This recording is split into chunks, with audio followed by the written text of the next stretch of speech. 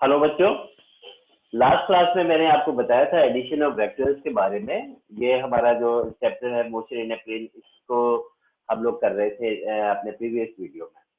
तो आज मैं आपको आगे कंटिन्यू करता हूँ। अब हमारा जो स्क्रीन पे आपको पीडीएफ में ये दिखाई दे रहा है भाई, 7th article, this is conditions for equilibrium of an object. ठीक है। तो जब इक्विलिब्रियम की बात आती है तो उसको हम ओवरऑल ये समझ सकते हैं कि अगर किसी भी ऑब्जेक्ट के ऊपर कोई भी ऐसे फोर्सेस लगते हैं, किसी भी डायरेक्शन में लगे, वो हमारे सेम डायरेक्शन में तो नहीं हो सकते क्योंकि फिर नेट फोर्स हमारा जीरो होगा नहीं। बट हाँ, अपोजिट डायरेक्शन में हो सकते हैं। लेकिन यहाँ पर हम लोग तीन फोर्सेस की बात कर रहे हैं। ठीक है बच्चों। तो अगर किसी बॉडी पे अगर तीन फोर्सेस हम लोग लगाते हैं, जैसे कि फिगर में आप देख रहे हैं कि यहाँ पर फोर्स ए बी सी है, और इनके जो फोर्सेस के अपोजिट एंगल हैं बाकी दोनों फोर्सेस के बीच में, वो अल्फा बीटा गामा से हम लोग रिप्रेजेंट कर रहे हैं। तो यहाँ पर एक तो हम लोग लैमीज थ्योरम के बारे में पढ़ेंगे। तो लैमीज थ्योरम हमारी क्या कहती है कि जब भी तीन फोर्सेस हमारे इक्विलिब्रियम में होते हैं तो हर फोर्स जो है प्रोपोर्शनल होता है उसके अपोजिट एंगल के। यानी एक फोर्स जो होगा वो प्रोपोर्शनल होगा sine of angle of alpha. ठीक है, between the other two forces. तो इसका अगर स्टेटमेंट हम लोग देखते हैं यहाँ पर, तो ये क्या है भाई, according to this theorem, if three forces acting at a point are in equilibrium, then each force is proportional to the sine of the angle between the other two forces। और इस एक्सप्रेशन को हम कैसे लिखेंगे भाई, यह आ जाएगा a upon sine alpha is equal to b upon sine beta is equal to c upon sine gamma. तो हमारी ये मैकेनिक्स की जो प्रॉब्लम्स हैं उनको सॉल्व करने के लिए हम लोग लैमीज थ्योरम अपनी यूज कर सकते हैं। ठीक है। तो ये था हमारा लैमीज थ्योरम। और हमें ये भी पता होना चाहिए कि अगर हम दूसरे तरीके से ये भी कह सकते हैं कि अगर कोई भी तीन फोर्सेस किसी ऑब्जेक्ट के ऊपर लग रहे हैं और अगर वो इक्विलिब्रियम में है, यानी नेट फोर्स उस ऑब्जेक्ट के ऊपर कितना है, जीरो है। तो अल्टीमेटली हम लोग यहाँ पे बोलते हैं कि वो तीनों जो फोर्सेस हैं उनको हम एक ट्रायंगल की कॉन्जिक्यूटिव साइड से रिप्रेजेंट कर सकते हैं, taken in the same order. जैसे हमने यहाँ पे लिया है ओ ए ओ ओ पी वेक्टर हो गया हमारा, यानी जिसको हम ए वेक्टर यहाँ पे बोल रहे हैं। फिर हमने ले लिया है बी वेक्टर, फिर हमने ले लिया सी वेक्टर। तो अगर ये ए बी सी वेक्टर जो है तीन फोर्सेस को रिप्रेजेंट कर रहे हैं, तो अल्टीमेटली यहाँ पे जो नेट फोर्स है वो कितना हो जाएगा, ऑब्जेक्ट के ऊपर जीरो हो जाएगा। ठीक है। तो if three vectors acting at a point object at the same time, the time are represented by the magnitude and direction by the three sides of a triangle taken in the same order, then their resultant is zero, thus the object is said to be in equilibrium। तो इसको भी हम कैसे represent करेंगे, ये हो जाएगा भाई फोर्स ए अपॉन में क्या आ जाएगा, ओपी। ओपी हो गया एक तरीके से मैग्नीट्यूड हमारा। ठीक है ना, लेंथ ऑफ वेक्टर ए। तो ये देखिए A upon OP, B upon P Q आ जाएगा और सी अपॉन क्यू ओ आ जाएगा। तो ये भी हमारी इक्विलिब्रियम की कंडीशन है। ठीक है। तो चलिए आगे चलते हैं, हम लोग नेक्स्ट आर्टिकल देखते हैं। यहाँ पे case of boat and river. तो अगर हमने जैसे ये देखा कि भाई बोट एंड रिवर का केस हम ये देखने जा रहे हैं, पर्टिकुलरली ये जो केस हम कर रहे हैं वो रिवर को क्रॉस करने वाला केस कर रहे हैं। तो यहाँ पे देखिए क्या होगा, यहाँ पे दो केसेस हो सकते हैं। पहला केस है हमारा when boat tends to cross a river along a shortest path. तो यहाँ पे कहने का मतलब ये कि अगर बोट को शॉर्टेस्ट पाथ कवर करनी हो, तो भाई शॉर्टेस्ट पाथ अगर हमने यहाँ पे जैसे फिगर पहले हम लोग समझ लेते, सपोज करिए कि भाई बोट को ए से सी तक पहुंचना है डायरेक्टली, तो वही हमारा शॉर्टेस्ट पाथ होगा। तो इसके लिए बोट को क्या करना पड़ेगा, किसी एंगल पे, सपोज बोट का जो फ्लो है वो सॉरी रिवर का जो फ्लो है वो हमारा लेफ्ट टू राइट डायरेक्शन में है, तो अल्टीमेटली बोट को हमें ए से बी की तरफ मूव करना पड़ेगा। और यहाँ v1 जो है वो क्या रिप्रेजेंट कर रहा है, वेलोसिटी ऑफ बोट को रिप्रेजेंट कर रहा है। और सपोज करिए हमने वर्टिकल से जो एंगल लिया है थीटा एंगल, यानी थीटा हो गई हमारी डायरेक्शन ऑफ बोट। ठीक है। v2 ले लिया है वेलोसिटी ऑफ रिवर है। तो इस ट्रायंगल में ए बी सी में यहाँ पर हम लोग देखेंगे तो resulting velocity of boat v हमारी कितनी हो जाएगी, ठीक है। तो वो हम पाइथागोरस थ्योरम यूज करके निकाल सकते हैं अपना। तो ये आ जाएगा hence v is equal to under root v1 square minus v2 square हो जाएगा, ठीक है। और सपोज किया कि भाई time taken by the boat अगर हमें निकालना हो तो कैसे निकालेंगे, टाइम इज इक्वल टू होता है डिस्टेंस अपॉन स्पीड ले लेंगे। और हमने दोनों रिवर बैंक जो हैं, दोनों किनारे नदी के हैं, उनके बीच का जो डिस्टेंस है, परपेंडिकुलर डिस्टेंस, वो एस यहाँ पे अज्यूम कर रखा है। तो टाइम हो जाएगा हमारा S upon under root v1 square minus v2 square आ जाएगा, ठीक है। तो हेल्थ ये हो गया t is equal to S upon under root v1 square minus v2 square. Also अगर हमें थीटा वर्कआउट करना है तो हम क्या करेंगे भाई, v2 अपॉन v1 कर देंगे यहाँ पे। साइन थीटा हमने यहाँ पे ले लिया है, साइन थीटा होता है परपेंडिकुलर अपॉन हाइपोटेन्यूज, और थीटा इज इक्वल टू ये लिख दिया है sine inverse v2 by v1, ठीक है। तो ये हमारा पहला केस था जिसमें डिस्टेंस हमारी क्या थी, बोट को शॉर्टेस्ट डिस्टेंस ट्रेवल करनी थी। सेकंड केस हम लोग लेंगे जिसमें कि टाइम हमारा शॉर्टेस्ट हो, ठीक है। तो when a boat tends to cross a river in shortest time, तो अब यहाँ पे टाइम देखते हैं। तो टाइम का एक्सप्रेशन एक तो आप ये देख रहे हैं कि इसमें टाइम है हमारा t is equal to S upon under root v1 square minus v2 square. और सेकंड एक्सप्रेशन में देखिए टाइम हमारा क्या आएगा, यहाँ पे हम लोग देख लेते हैं। लेट अस सी, हमने ले लिया कि भाई बोट हमारी ए से बी डायरेक्ट अगर फ्लो करती है तो कहीं ना कहीं रिवर के कारण वो कहाँ पहुंच जाएगी, ए से सी पर पहुंच जाएगी। तो इसमें v हमारी रिजल्टेंट वेलोसिटी हो गई है, v2 रिवर की वेलोसिटी है, और v1 बोट की वेलोसिटी हो गई। तो फाइनली हम लोग लिख सकते हैं in this case the boat has to move directly towards the opposite end of the river, but due to flow of river it will reach at point C in the figure। तो यहाँ पर resultant velocity अगर हम निकालते हैं v is equal to under root v1 square plus v2 square हो जाएगा। और अगर हम टाइम वर्कआउट करेंगे तो टाइम यहाँ पर आ जाएगा t is equal to S upon v1, यानी परपेंडिकुलर डायरेक्शन में बोट हमारी जा रही, तो डिस्टेंस भी हमने परपेंडिकुलर ली है और वेलोसिटी भी परपेंडिकुलर कंपोनेंट हमने ले लिया है। तो अल्टीमेटली यहाँ पर वेलोसिटी हमारी कितनी है, v1 है, ठीक है। जबकि अगर फर्स्ट पार्ट में हम देखेंगे तो वेलोसिटी हमारी कितनी हो जाएगी भाई, v1 square minus v2 square. मतलब वेलोसिटी ये वाली कुल मिला के हमारी कम आएगी, तो ये टाइम ज्यादा है। और यहाँ जो हमने सेकंड पार्ट में टाइम निकालना है ये कम टाइम लगेगा हमें, इसीलिए ये कहलाता है शॉर्टेस्ट टाइम, ठीक है। ऑल्सो यहाँ पे अगर हमें थीटा वर्कआउट करना पड़ेगा तो हम लोग क्या करेंगे, tan theta is equal to लिख सकते हैं परपेंडिकुलर अपॉन बेस, ये आ जाएगा v2 अपॉन v1, या theta is equal to tan inverse v2 by v1 आ गया, ठीक है। तो चलिए ये हमारे केसेस थे बोट एंड रिवर का। अब आगे बच्चों हम लोग चलते हैं सब्ट्रैक्शन ऑफ वेक्टर्स। तो सब्ट्रैक्शन ऑफ वेक्टर्स बेसिकली हमारा क्या होता है, this is a concept only, और लॉज तो हमारे वही फॉलो होंगे जो हमने यहाँ पे पैरेललोग्राम लॉ या ट्रायंगल लॉ अपने अप्लाई किए थे कैलकुलेशन के लिए, या एनालिटिकल मेथड हमने जो अप्लाई किए थे। बट यहाँ सब्ट्रैक्शन ऑफ वेक्टर्स का सिग्निफिकेंस हम लोग समझेंगे। तो सपोज करिए कि भाई हमारे पास दो वेक्टर्स हैं, एक तो वेक्टर ले लिया ए वेक्टर है, एक हमारा बी वेक्टर है।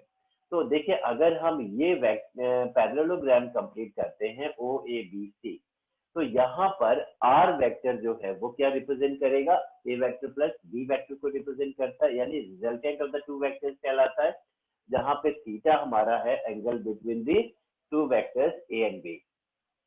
जबकि हम क्या कर सकते हैं, अब जो बी वेक्टर हमने ओ ए से रिप्रेजेंट किया है, तो अगर हम ओ ई ले लें यहाँ पर, तो ओ ई रिप्रेजेंट करेगा नेगेटिव बी वेक्टर को, ठीक है। तो अल्टीमेटली हमने अगर भाई नीचे की तरफ ये पैरेललोग्राम कंप्लीट किया है ओ सी डी ई, यहाँ पर देखेंगे ये ए वेक्टर हो गया है, ये माइनस बी वेक्टर हो गया है। तो इनकी जो डायगोनल है ओडी, तो ये क्या रिप्रेजेंट करेगी, R dash is equal to A vector minus B vector को रिप्रेजेंट करेगी। यानी इस पैरेललोग्राम की जो डायगोनल है ये सेकंड वाली, तो ये हमारी क्या है, डिफरेंस ऑफ द वेक्टर है। तो इस तरीके से आप समझ सकते हैं कि नीचे वाला पैरेललोग्राम और ऊपर वाला पैरेललोग्राम सेम है, साइज भी सेम है, तो पैरेललोग्राम की एक डायगोनल जो है वो सम को रिप्रेजेंट करती है और दूसरी डायगोनल जो है वो डिफरेंस को रिप्रेजेंट करती है। और डिफरेंस निकालने के लिए बेसिकली हम लोग यहाँ पे क्या करेंगे कि भाई अगर मुझे एंगल निकालना हो ए वेक्टर और माइनस बी वेक्टर में, तो वो हो जाएगा 180 माइनस थीटा। ठीक है, तो हम लोग देखिए रिजल्टेंट आर डैश यहाँ पे जो निकालेंगे, R dash is equal to आ जाएगा under root A square plus B square plus 2ab cos 180 minus theta लिख दिया है यहाँ पे। और कॉस 180 माइनस थीटा होता है माइनस कॉस थीटा। तो फाइनली आर डैश जो हम कैलकुलेट करेंगे वो आ जाएगा under root A square plus B square minus 2ab cos theta. तो आपको बच्चों डिफरेंस निकालने के लिए दो वेक्टर्स का इनमें से कोई भी फॉर्मूला आप अपना यूज कर सकते हैं। तो this was the concept of difference of two vectors। ठीक है, तो actually the subtraction is nothing but the addition of vectors a vector and minus b vector। ठीक है, चलिए आगे हम लोग चलते हैं। Now relative velocity in a plane.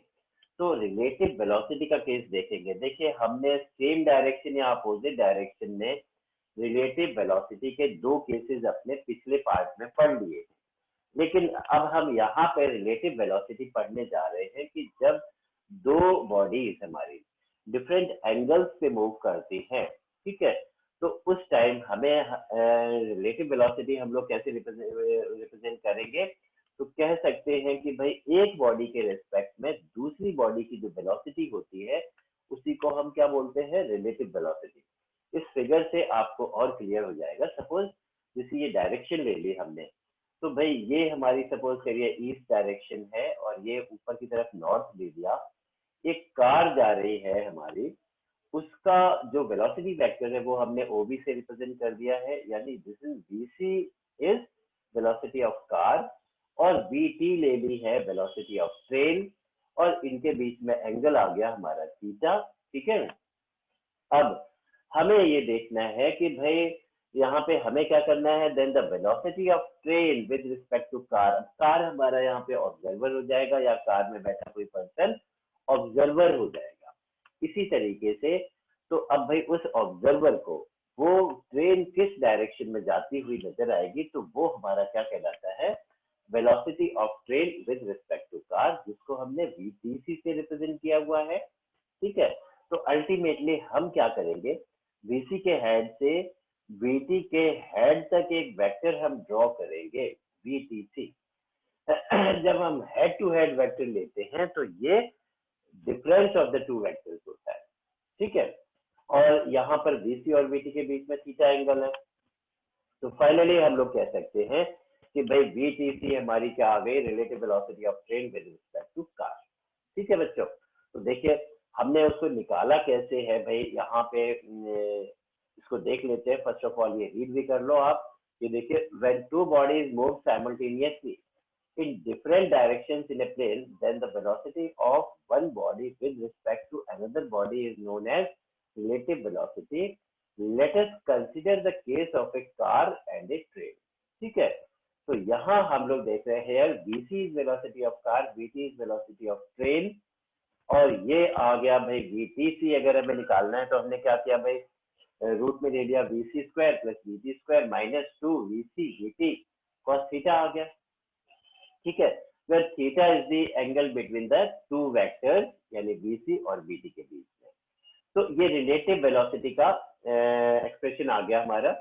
तो इससे हम रिलेटिव वेलोसिटी निकाल सकते हैं। तो रिलेटिव वेलोसिटी के लिए आप देख सकते हो कि हमने एडिशन वाला नहीं, डिफरेंस वाला फॉर्मूला यहाँ पे यूज किया है। ठीक है, now it can also be calculated from next figure. इस फिगर में हमने क्या किया है और समझिए भाई कि अगर हमें कार के रिस्पेक्ट में ट्रेन की वेलोसिटी निकालनी है तो हम एक और तरीका अपना सकते हैं कि कार को हम वर्चुअली रेस्ट में ले आते हैं। तो हमने भाई वीसी को लेफ्ट डायरेक्शन में प्लॉट कर दिया, तो ये हो जाएगा माइनस वीसी वेक्टर। ठीक है, तो अब यहाँ पे देखिए जो एंगल होगा हमारा वीटी और माइनस वीसी के बीच में वो 180 माइनस थीटा हो जाएगा। तो इस केस में इस पैरेललोग्राम में ओ ए बी सी में यहाँ पे हम रिजल्टेंट जो है वो क्या रिप्रेजेंट करेगा, velocity of train with respect to car. और यहाँ पे अगर हम फिर इसको सॉल्व करेंगे रिजल्टेंट वाले फॉर्मूले से, तब भी हमारा वही एक्सप्रेशन आ जाएगा। ठीक है, तो रिलेटिव वेलोसिटी हम इन दोनों फिगर में जैसे आपको समझाया है उस तरीके से दोनों तरीके से निकाल सकते हैं। ठीक है बच्चों, चलिए तो अब हम आगे बढ़ेंगे। This is multiplication of vectors. तो मल्टीप्लीकेशन ऑफ वेक्टर्स में हम लोग देखने जा रहे हैं कि भाई एक वेक्टर जो होता है उसको हम कैसे कैसे मल्टीप्लाई कर सकते हैं। तो सबसे पहले तो सिंपल दो केसेस हम लोग समझ लें कि ये देखिए multiplication of A vector by A number और इंटीजर। अगर किसी वेक्टर को हम किसी नंबर से मल्टीप्लाई कर देते हैं या इंटीजर से मल्टीप्लाई कर देते हैं तो उसका मैग्नीट्यूड उतने टाइम्स हो जाता है। जैसे यहाँ पे एग्जांपल के तौर पे ए एक वेक्टर है और उसको मैंने 3 से मल्टीप्लाई कर दिया, तो 3 प्योरली एक नंबर है, तो जो नया वेक्टर बनेगा वो हमारा 3a वेक्टर हो जाएगा, यानी इसी a वेक्टर का 3 टाइम्स हो जाएगा। तो एक वेक्टर को हम किसी इंटीजर या नंबर से भी मल्टीप्लाई कर सकते हैं। ठीक है, दूसरा मल्टीप्लीकेशन होता है multiplication of A vector by a scalar. अगर हम किसी वेक्टर को स्केलर से मल्टीप्लाई कर देते हैं, जैसे यहाँ पे एग्जांपल ले लिया भाई ए वेक्टर है, एक्सीलरेशन हो गया, एम मास हो गया। मास हमारी स्केलर क्वांटिटी है, तो अगर मास में एक्सीलरेशन हम मल्टीप्लाई कर देंगे तो हमें नई फिजिकल क्वांटिटी मिल जाती है, फोर्स मिल जाएगा हमें। ठीक है, तो आपको पता होना चाहिए कि अगर किसी वेक्टर को स्केलर से मल्टीप्लाई करेंगे तो नई फिजिकल क्वांटिटी बन जाएगी, जबकि इंटीजर या नंबर से मल्टीप्लाई करने पे वही क्वांटिटी रहती है, उसका नेचर नहीं चेंज होता बट उसका मैग्नीट्यूड चेंज हो जाता है। ठीक है, चलिए आगे चलते हैं। ये है भाई स्केलर एंड डॉट प्रोडक्ट। तो स्केलर या डॉट प्रोडक्ट हमारा क्या होता है, इसको हम लोग बोल सकते हैं कि भाई ये दो वेक्टर्स का ऐसा प्रोडक्ट होता है जिसमें उनके मल्टीप्लीकेशन से हमें स्केलर क्वांटिटी बेसिकली मिलती है। ठीक है, तो यहाँ पे ए और बी हमने दो वेक्टर्स ले लिए हैं, उनके बीच में थीटा एंगल है। आपको पता होना चाहिए कि ए डॉट बी हम एक्सपेंड करेंगे तो कैसे लिखते हैं, ए बी कॉस थीटा लिखते हैं, या cos theta is equal to आ जाएगा A vector dot B vector upon A B आ जाएगा। ठीक है, तो इसका एक एग्जांपल जो फैमिलियर एग्जांपल है वो हम लोग वर्क का ले सकते हैं। वर्क इज इक्वल टू होता है फोर्स इनटू डिस्प्लेसमेंट। वर्क हमारी स्केलर क्वांटिटी होती है, जबकि फोर्स और डिस्प्लेसमेंट वेक्टर क्वांटिटी होते हैं। तो फोर्स और डिस्प्लेसमेंट के बीच में अगर थीटा एंगल होता है तो हम यहाँ पर उसको लिखते हैं work is equal to F S cos theta से निकालते हैं। ठीक है, तो यही हमारा कॉन्सेप्ट है स्केलर या डॉट प्रोडक्ट का। और आपको पता होना चाहिए कि भाई in dot product I dot I या जे डॉट जे के डॉट के ये वन होता है, क्योंकि जो वेक्टर्स हमारे सेम डायरेक्शन में हैं उनके बीच में एंगल 0 डिग्री होगा और cos 0 की वैल्यू 1 होती है। तो इसीलिए I cap J cap K cap हमारे ये तो unit vectors along the axis of X axis Y axis and Z axis. तो इनका खुद का आपस में जो डॉट प्रोडक्ट होगा वो 1 के इक्वल होता है। इसी तरीके से परपेंडिकुलर वेक्टर्स का dot product means I dot J या जे डॉट के या K dot I is equal to 0 होता है। ठीक है, इनके यूजेस हम क्या क्या कर सकते हैं, ये देखिए भाई, when two vectors are perpendicular to each other then their dot product is 0। ठीक है, if a vector is perpendicular to b vector then a dot b is equal to 0 हो जाएगा। तो हमें ये भी पता होना चाहिए कि अगर दो वेक्टर आपस में परपेंडिकुलर होते हैं तो उनका डॉट प्रोडक्ट हमेशा 0 होगा। ठीक है, और to find out the angle between the two vectors, दो गिवन वेक्टर्स के बीच में हम डॉट प्रोडक्ट से एंगल भी निकाल सकते हैं, जिसके लिए फॉर्मूला यूज करते हैं cos theta is equal to a dot B upon mod of a mod of b आ जाएगा। ठीक है, तो चलिए भाई, ये देखिए एक एग्जांपल आपको दिया गया है। यहाँ पर हमें यहाँ पे बेसिकली दो वेक्टर्स हैं, एक तो ए वेक्टर हो गया भाई, एक बी वेक्टर हो गया। इनका डॉट प्रोडक्ट हम कैसे निकालेंगे, तो ए डॉट बी हम लिखेंगे 2i cap plus 3j cap minus के कैप, इनको ब्रैकेट में क्लोज कर दिया, डॉट मल्टीप्लाई, फिर है आई cap plus J cap plus 4k cap. इनका अगर हम मल्टीप्लीकेशन करते हैं बेसिकली, तो ये आप डायरेक्ट भी अपना लिख सकते हैं। इनके जो रिस्पेक्टिव कॉफिशिएंट्स हैं, क्योंकि आई का कॉफिशिएंट आई के साथ मल्टीप्लाई करेंगे तो क्योंकि आई डॉट आई तो 1 हो जाएगा, इसीलिए 2 इंटू 1 ये लिख लिया हमने, 2 into 1 plus 3 into 1 minus 1 into 4 हो गया, ये कुल मिला के 1 आ गया। ठीक है, तो डॉट प्रोडक्ट जो है प्योरली एक नंबर आ जाएगा, ठीक है, जो उसके मैग्नीट्यूड को ये रिप्रेजेंट करता है। ठीक है, अब यहाँ पे हम देख रहे हैं basically mode of A vector. अगर ए वेक्टर का मोड हमें निकालना हो, ठीक है, तो वो तो हमने पहले भी निकाला था भाई, ये हो जाएगा यहाँ पे √2 स्क्वायर प्लस 3 स्क्वायर प्लस -1 का होल स्क्वायर हो गया है, ये √14 आ जाएगा। इसी तरीके से b का मोड आ गया हमारा √1 square plus 1 square plus 4 square यानी √18 आ गया। ठीक है, और cos थीटा निकालना है तो 1 अपॉन ये हमने कर दिया √14 इंटू √18 हो गया, या 6√7 लिख दिया इसको, तो cos theta is equal to cos inverse 1/6√7। तो ये था हमारा डॉट प्रोडक्ट का एप्लीकेशन। डॉट प्रोडक्ट हमने फाइंड आउट किया और cos थीटा भी निकाल दिया हमने, यानी थीटा एंगल भी वर्कआउट कर दिया है। चलिए आगे चलते हैं। नाउ दिस इज वेक्टर और क्रॉस प्रोडक्ट। तो वेक्टर और क्रॉस प्रोडक्ट ये हमारा क्या होता है कि भाई कोई भी दो वेक्टर्स, उनका प्रोडक्ट जिसमें जो फाइनल क्वांटिटी होती है वो भी क्या होती है, वेक्टर क्वांटिटी होती है, तो उसको हम क्रॉस प्रोडक्ट बोलते हैं, क्रॉस से रिप्रेजेंट करते हैं, या फिर वो वेक्टर प्रोडक्ट भी कहलाता है। इस फिगर में हमने देखा भाई ए और बी वेक्टर्स हैं, उनके बीच में एंगल थीटा है, तो ए क्रॉस बी को ऐसे रिप्रेजेंट करेंगे और इसका रिप्रेजेंट जब एक्सटेंशन करेंगे तो ये ए बी साइन थीटा आ जाएगा और यहाँ पर सी कैप होगा, क्योंकि यहाँ पे जो रिजल्टेंट क्वांटिटी है वो भी वेक्टर क्वांटिटी है, तो उसकी डायरेक्शन को ये सी कैप रिप्रेजेंट करता है। एग्जाम्पल ले सकते हैं torque. Torque is equal to होता है R vector cross F vector, इसको ऐसे लिखते हैं। और क्रॉस प्रोडक्ट में आपको पता होना चाहिए, क्योंकि भाई यहाँ पे आई क्रॉस आई 0 हो जाता है, इसी तरीके से जे क्रॉस जे के क्रॉस के भी 0 हो जाएगा, क्योंकि सेम डायरेक्शन में थीटा 0 होगा, तो साइन 0 0 हो जाता है। इसी तरीके से परपेंडिकुलर में साइन 91 होता है, तो आई क्रॉस जे के इक्वल होता है, J cross K is equal to I cap होता है, और आई वो K cap cross I cap is equal to J cap होता है। आपको पता होना चाहिए कि जो रिजल्टेंट वेक्टर यहाँ पर होता है टाउ, ठीक है, वो आर और एफ दोनों के परपेंडिकुलर डायरेक्शन में होता है, जिसकी डायरेक्शन हम लोग अपने राइट हैंड थंब रूल से भी निकाल सकते हैं, या फिर कॉर्क स्क्रू रूल से भी वर्कआउट कर सकते हैं। ठीक है, तो ये आ गया हमारा वेक्टर प्रोडक्ट के बारे में। इसको देखते हैं हम लोग। when two vectors are parallel then their cross product कितना हो जाएगा, 0 हो जाएगा। ठीक है, कहने का मतलब ये है कि अगर कोई दो पैरेलल वेक्टर्स है तो उनका क्रॉस प्रोडक्ट हमेशा 0 होता है।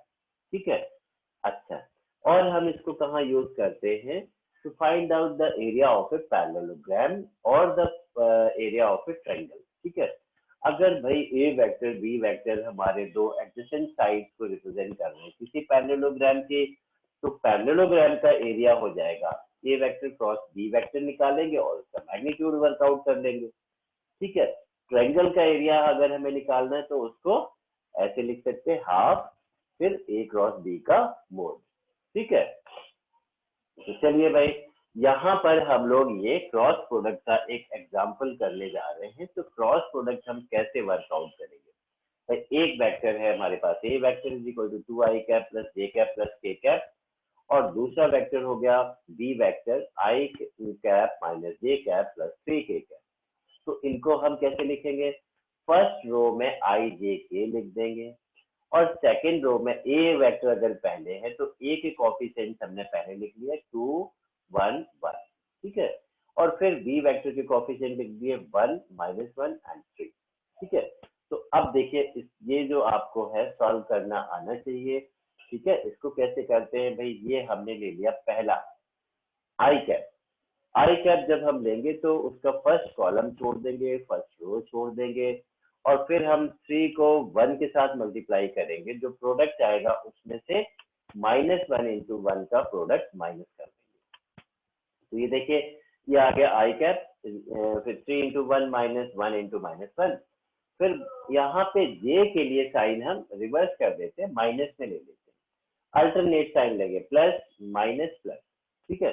तो माइनस जे कैप लिख दिया, फिर जे का कॉलम छोड़ देंगे, जे की रो छोड़ देंगे, और ये करेंगे 3 इंटू 2, 6 हो गया, माइनस 1 इंटू 1, ये आ गया, फिर प्लस साइन ले लिया हमने के लिए, और फिर हम के का कॉलम छोड़ दिया, के की रो छोड़ दी है, तो फिर करेंगे 2 इंटू -1, फिर -1 इंटू 1 कर दिया हमने, और इसको अगर हम सॉल्व करेंगे तो ये आ जाएगा भाई आई, तो ब्रैकेट में आ गया 3 प्लस 1, फिर minus J cap 6 minus 1 bracket close, plus K cap -2 -1, ये आ गया, और इसको फाइनली हमने लिख दिया है भाई ए क्रॉस बी जो आया है, that is 4i cap minus 5j cap minus 3k cap. तो हमने यहाँ पे देखा जो क्रॉस प्रोडक्ट भी आता है वो एक वेक्टर की फॉर्म में आता है, ठीक है, जबकि डॉट प्रोडक्ट में हमें प्योरली एक नंबर मिलता था, ठीक है। तो ये बच्चों आज हमने देखा यहाँ पे प्रोडक्ट ऑफ वेक्टर्स, ठीक है। तो आज मैं चाहूंगा कि भाई अपना हम लोग वीडियो यहीं तक क्लोज करते हैं, तो नेक्स्ट क्लास में आपको प्रोजेक्टाइल मोशन के बारे में बताएंगे। तो इसी के साथ आप हमसे जुड़े रहिए, हमारे चैनल को सब्सक्राइब करिए, और हमारे वीडियोस को लगातार देखते रहिए, और बेल आइकन भी प्रेस कर दीजिए, जिससे कि फर्दर और भी आने वाले वीडियोस का नोटिफिकेशन आपको मिल सके। इसी के साथ थैंक यू वेरी मच। चलिए मिलते हैं नेक्स्ट वीडियो में।